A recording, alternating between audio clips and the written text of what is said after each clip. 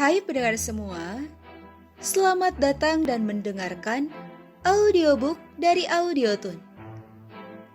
Kita lanjutkan novel karya K.L. Nurmala yang berjudul Tuan Muda yang Terhina dengan pengisi suara Restika.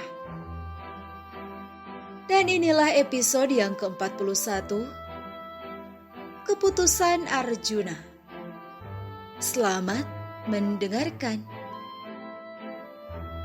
Usma benar-benar terlihat syok saat Arjuna berjalan mendekatinya. Wanita berusia sekitar 40 tahun itu melangkah mundur dengan wajahnya yang memucat. "Berhenti di situ," titahnya pelan sambil memegangi bagian dada untuk menenangkan degup jantungnya yang meronta. "Tidak, dia bukan Zaid.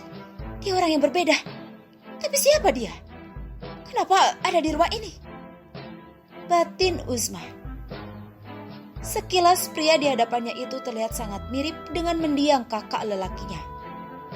Namun jika diperhatikan lebih seksama, ada perbedaan yang sangat jelas di bagian bibir dan dagunya. "Siapa kau?" tanya Uzma dengan nada suara yang tinggi. Ia tidak ingin terlihat lemah di hadapan orang asing yang mungkin saja tamu ayahnya. "Namaku Arjuna." "Lalu kau sendiri siapa?" tanya Arjuna datar. "Aku putri pemilik rumah ini. Jangan bersikap tidak sopan.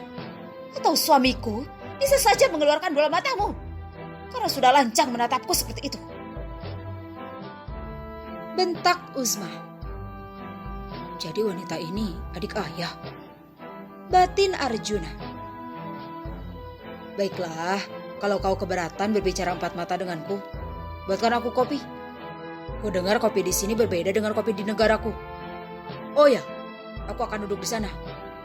Tunjuk Arjuna pada salah satu kursi yang berjejer di ruang tengah. Arjuna berbalik dan melangkah menuju kursi yang ditunjuk tadi. Arjuna meninggalkan Uzma dengan wajahnya yang merah karena marah. "Berani sekali dia memberiku perintah," geram Uzma. Kemudian ia memekik memanggil, "Pelayan!"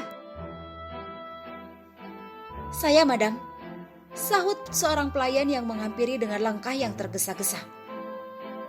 "Siapa dia?" tanya Uzma lantang. Ia tidak peduli sekalipun pria muda itu mendengarnya. Pelayan itu menoleh pada Arjuna, lalu berkata apa adanya. "Saya tidak tahu, madam." "Bodoh! Lalu untuk apa kau bekerja di sini? Mulai hari ini, kau..." "Tidak ada yang mengetahui kedatanganku, kecuali Ahmed dan supir yang membawa kami." Timpal Arjuna memotong kalimat Uzma dengan suara tak kalah lantangnya. Arjuna tidak ingin hanya karena dirinya, seorang pelayan kehilangan pekerjaan. Tatapan Arjuna tertuju pada figura besar yang hanya ada satu di ruangan itu. "Ahmed," gumam Uzma. "Siapa sebenarnya dia?" imbuhnya heran. "Bibi, apa kau tidak akan membuatkanku kopi?" Baiklah. "Pelayan, buatkan aku kopi," ujar Arjuna sambil menoleh pada Uzma. "Siapa kau berbuat seenaknya di rumah ayahku? Apa kau bilang Bibi?" Uzma benar-benar kesal pada Arjuna. Ia mendekati Arjuna yang mengangguk pelan sambil menatapnya. "Jangan menatapku seperti itu," hardiknya. "Lalu aku harus bagaimana?" tanya Arjuna sambil memejamkan kedua matanya. Uzma semakin geram karena merasa sedang dipermainkan. Tapi kemudian ia terdiam menatap wajah Arjuna dengan matanya yang masih terpejam. Ada rasa berbeda di hati Uzma. Entah mengapa. Tiba-tiba saja ia merasa pilu. Cepat-cepat Uzma membuang muka. Ia bergegas meninggalkan Arjuna sambil berucap pada pelayan yang masih berdiri di sana. "Buatkan dia kopi," titahnya. Arjuna membuka matanya dan menoleh pada punggung Uzma yang berjalan cepat ke arah pintu. Arjuna kembali mengarahkan tatapannya pada figura itu. Karena penasaran, Arjuna beranjak dari kursi dan berjalan mendekatinya. Arjuna terkesiap saat memandang sosok pria muda yang ada dalam foto keluarga tersebut. "Apakah ini foto ayah?" gumamnya. Ditilik dari warna kertas foto juga gaya rambut keempat anak perempuan dalam foto itu. Nampaknya ciri khas pada zamannya di negara ini. Dan itu artinya, foto ini adalah foto keluarga Abdullah. Arjuna sontak menoleh ketika pintu lift yang berada tak jauh dari posisinya terbuka. Seorang pria berumur yang terduduk di kursi roda keluar dari dalam lift itu. "Kakek," batin Arjuna. Abdullah hanya melirik sesaat. Ia melajukan roda kursinya menuju ruang tengah. Tak berselang lama seorang pelayan datang menghampiri dengan troli khusus yang terdapat berbagai makanan tersaji di atasnya. Arjuna menatap dingin pada punggung kakeknya. Ini merupakan pertemuan pertama mereka setelah lebih dari 27 tahun. Dan Abdullah hanya melihatnya dengan ujung mata. Di sisi lain rumah itu, Uzma menatap kosong luasnya taman di samping rumah. Wajah pria muda itu mengingatkannya pada Zaid, sang kakak. "Zaid, tangkap gelembungnya! Kakiku sakit, gendong!" Kelebatan kenangan indah bersama Zaid melintas di hadapan Uzma. Taman di samping rumah selalu menjadi tempat yang mengasihkan bagi mereka bermain gelembung air sabun. Tanpa sepengetahuan ayah mereka tentunya. Uzma merasa kenangannya terusik dengan kehadiran Arjuna. "Madam, Tuan Besar memanggil Anda." Ucapan seorang pelayan membuyarkan lamunan Uzma. Tanpa berkata apapun juga, Uzma berlalu meninggalkan tempat itu. Jakarta, Indonesia. Akibat dari ramainya pemberitaan di media mengenai Adipura Land, Dewan Komisaris perusahaan mendesak diadakannya rapat untuk menindaklanjuti harga saham yang semakin menurun. Semua anggota Dewan Komisaris hadir, termasuk Sani yang mewakili Al-Fatih Group.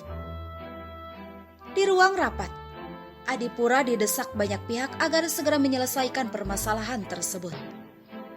Tidak hanya anggota Dewan Komisaris yang didominasi para pemegang saham di perusahaannya. Adipura juga mendapat tekanan dari para investor yang menanamkan modal di perusahaan fiktif bentukan Irwan, Inge, dan Joshua. "Apa kalian punya solusi?" tanya seorang petinggi Dewan Komisaris. Semua bungkam. Yang mereka pikirkan hanyalah keuntungan dari saham. Mereka berinvestasi bukan untuk mencari solusi dari permasalahan yang dihadapi. Ketika Sani mengangkat tangannya, semua mata tertuju padanya. Tidak terkecuali Natasha. Mereka menunggu apa yang akan disampaikan asisten Tuan Muda itu. "Tuan Muda," sejujurnya Natasha sempat merasa heran karena pria aneh itu tidak datang. "Saya akan menyampaikan keputusan yang telah diambil oleh Tuan Muda Al-Fatih sebelum beliau meninggalkan negara ini," ujar Sani menjeda kalimatnya. Pria aneh itu pergi. Baguslah. Setidaknya jika dia tidak ada, Papa tidak akan memaksaku dekat dengannya. Gumam Natasha dalam hatinya. "Silakan," ujar Adipura. "Terima kasih. Tuan Muda sudah mempertimbangkan perihal apa yang telah terjadi. Pihak Adipura Land harus membayar ganti rugi yang ditimbulkan dari permasalahan ini.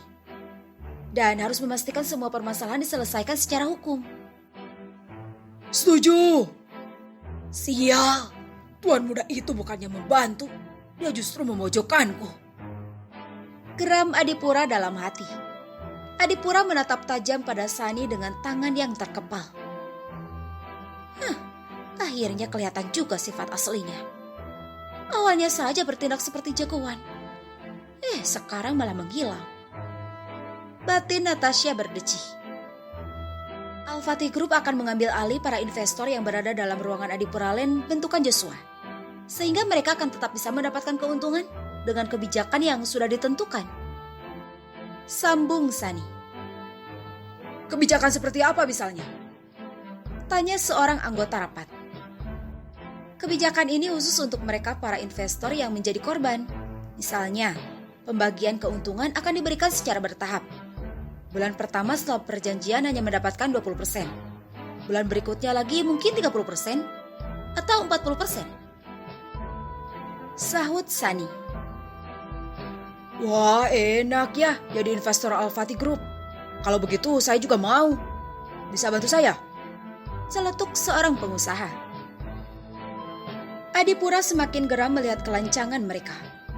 Namun ia cukup lega mendengar jawaban asisten Tuan Muda. Maaf Tuan, Al-Fatih Group menjalin kerjasama dengan perusahaan lain sebagai investor atau juga pemegang saham. Al-Fatih Group berdiri sendiri. Investasi kami didapatkan dari semua anak cabang yang tersebar di setiap benua.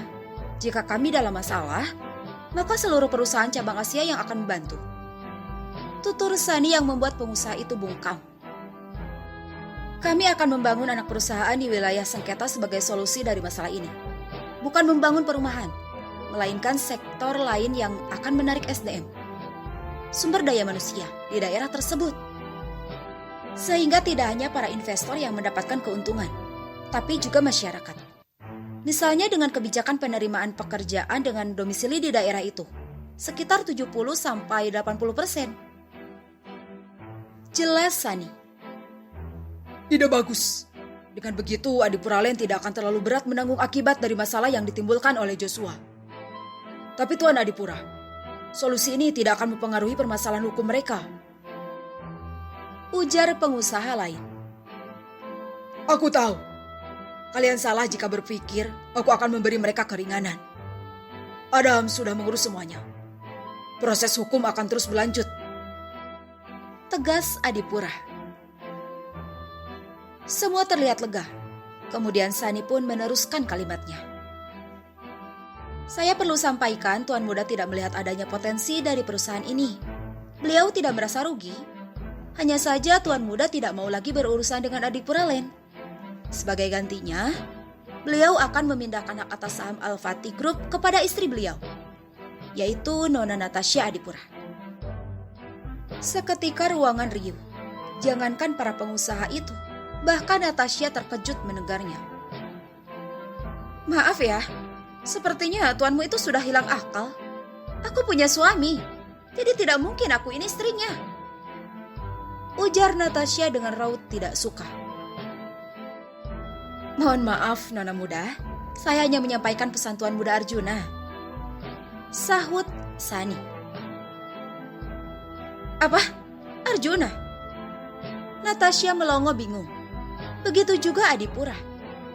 Sani hanya tersenyum tipis sambil menganggukkan kepala. Bersambung. Not author.